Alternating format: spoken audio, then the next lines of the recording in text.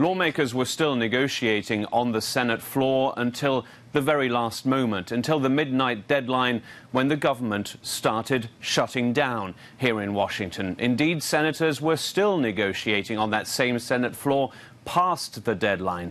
But once it was passed and once we heard from the leaders of the two parties in the Senate, it became clear that they don't seem very close to a deal at all. We heard from Mitch McConnell, the Republican leader in the Senate, and from Chuck Schumer, the Democratic minority leader.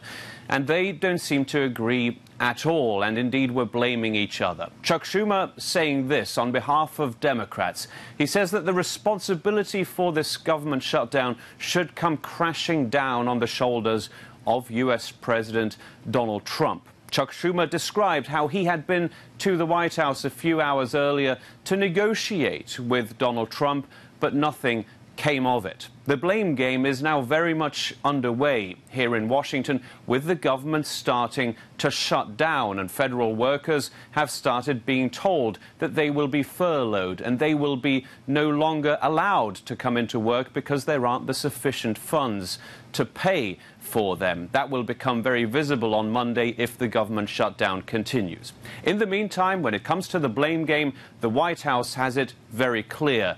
It believes that Democrats are responsible. In a statement late in the evening, the press secretary Sarah Sanders called Democrats obstructionist losers. That's the kind of language that is being used here in Washington right now, and it is a further reason to believe that an agreement between Democrats and Republicans to avert a government shutdown, or to stop it rather now as quickly as possible, seems very, very unlikely.